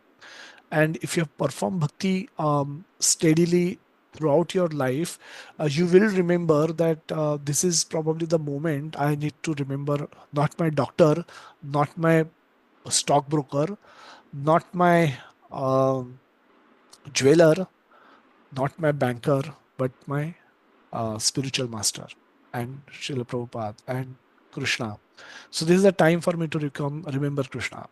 And so if we can, once we help him close emotional, bring emotional closure to any of the issues that he might have, uh, he may, we may help him divert his attention to the real goal of life, of remembering Krishna at the moment of death. So that we can do by doing various things, assisting him with various things. And so that way, this is how we can help do our part to help a soul go back to Krishna. Soul will ultimately go basis his own sadhana and his own love that he has been able to develop for Krishna. Krishna will reciprocate with him accordingly. But if we do our part, Krishna will become very happy. Okay. Yeah. Jai Shri Krishna, Prabhuji. Hare Krishna. So just conclude that we are not body that we see in the mirror or in our selfies or in our pictures. We are souls, the real driver of the bodily car. various events and imagine the various ways in which I can this thing, my own self-image, my own family members, all these are my functional identities. They are none of those are my real identities. My real identities, I'm spirit soul, I'm part and parcel of Krishna. My job is to love and serve Krishna. My education, my degree, my job, my social status, my country, my pride for my country, the way I dance when India win the match, all of that, they are my functional duty. In my current body, I am Indian. Next body, I may become Pakistani or Bangladeshi. Then I may instead of other, I seeing India win, I may cry. So these will change. This will change according to my body, my bank balance, wealth, property. Well, obviously, they will help my maintenance of the body, but beyond a point, they will definitely not help. So we should not be. We should take care of all our matters in such a way that they don't cause problems to our loved ones after we depart. So definitely that care has to be taken, but we shouldn't be overly worried about those things because the bank balance will not save us from Yamaraj. My desires, my dreams, my life goals. Um, this should be, we should only have one desire is to love and serve Krishna, one dream to go back to Krishna. And so if you can maintain this, we are good enough. We are good enough. All other dreams will come and go. Um, I mean, they'll be of not much use. um we can if we have potential, we should definitely attain whatever we should realize our potential and do best in whichever field we want to excel into, but our desires, our dreams should be around Krishna. My idols, favorite sports car, movie star, music icons. Obviously, none of those are Krishna conscious. They are going to keep me in this material world. If they are not my Krishna conscious, I don't have Krishna conscious idol. I don't have Krishna conscious sports star. My movie stars are not Krishna conscious. Then whatever they will tell, whatever they will do, if I copy that, they will remain here. I will remain here, detrimental to the devotional service and my plan of going back to Krishna. So we should not do that. So how should we act now? Knowledge that I'm not this body, I'm spirit, soul is not for giving up prescribed duties. We must continue to perform our duties associated with our bodies. This is called functional duties. As Krishna will advised in 2.14, we must learn to tolerate experience of happiness and distress, which we will get while performing these duties, knowing that they are temporary and we are eternal. Krishna says, don't just act for body, but act for the benefit of the soul, which is our primary or fundamental identity. Summarize, we discuss about the this section. Krishna is explaining, talking about the true nature of the living entities. Arjuna is introducing Arjuna that to the spiritual side of him, and that we are spiritual spark, we are spiritual souls, we are Atma. Different case studies to convince ourselves about our true nature being actually souls, and we discuss about the what possible use, how possibly we can use this knowledge. Soul has qualities similar to that of Krishna, but in very minute quantity. Krishna has unlimited quantity. So we are not at the same level. Krishna is superior. We are subordinate. Just like body is superior, hand is subordinate. So best way for hand, or best way forward for hand is to serve the body and get nourish himself rather than trying to nourish himself on his own. This is the one verse we studied in detail today. Dehinosmin yatha dehe kaumaram yavanam jara tatha dehantar praptir dhiras tatra namayati. We'll- so we have this japa session every day, um, and I'll request really everyone to start attending these sessions. So these are wonderful sessions led by Vikas Prabhuji, Ravi Prabhuji, Ashwini Shukla Prabhuji, many wonderful devotees. They come and chant very nicely. And it's important that we do bhakti, but it's more important to do bhakti in association of devotees, because then they know that you are doing bhakti, that you are joining these sessions, you are doing japmala. Even if we are not able to chant all the time, we can keep it on mute, on mute, keep it on speaker on mute yourself, but chant along with the devotees. Show up by showing up, people will start knowing that, oh, you are coming for the japa session. And the day you will not come, somebody will call you, Prabhu, what's happening? Where are you? Why you are not able to join?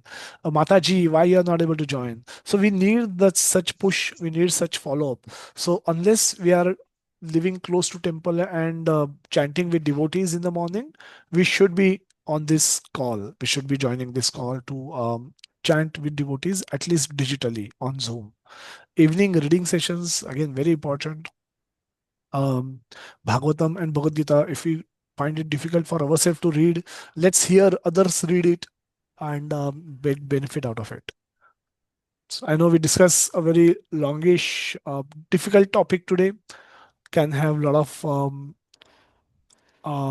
questions. People may have a lot of questions. I see 90 plus 8 people staying back.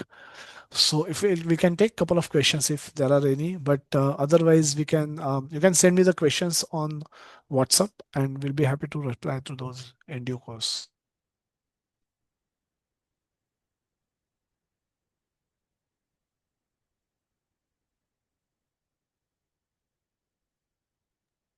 Since there are no questions, I'll conclude today's class. Sorry for my voice. Not sure if you had any difficulty in hearing, and hopefully I'll be better next week. Sanjeev Prabhuji, thank you so much. Yes, till next week, have a great Krishna conscious week ahead. Hare Chant Krishna. daily, read daily, and let's meet next Sunday. Hare Krishna. Jagannath Baldev Krishna, Hare Subhadra Krishna, ki jai. Srila Prabhuji. Prabhupada ki Thank you, Hare Prabhuji. Krishna, jai. Hare Prabhuji. Krishna, Hare Prabhuji. Hare Krishna, Krishna Prabhuji. Prabhuji, Prabhuji, Dandavat Hare Pranam. Hare Krishna. Thank you Krishna, so much. Prabhuji. So Thank you, speedy Prabhuji. recovery. Krishna Thank you. Prabhuji, Krishna Prabhuji. Prabhuji, Thank you so Dandavat much. Pranam. Hare Krishna, Prabhuji. Hare Dandavat Hare Pranam. Krishna, Prabhuji. Thank you Thank very you much, so Prabhuji. much. Hare Thank Krishna. you, Hare Prabhuji. Hare Krishna. Krishna Prabhuji. Hare Krishna, Hare Prabhuji. Krishna Prabhuji. Wish you speedy recovery. Hare Hare Krishna Krishna Prabhuji. Prabhuji, Panchan Pranam, Hare Krishna. Thank you, Prabhuji. Dandavat Pranam. Hare Krishna. Hare Krishna. Hare Krishna. Thank you, Prabhuji. Thank you so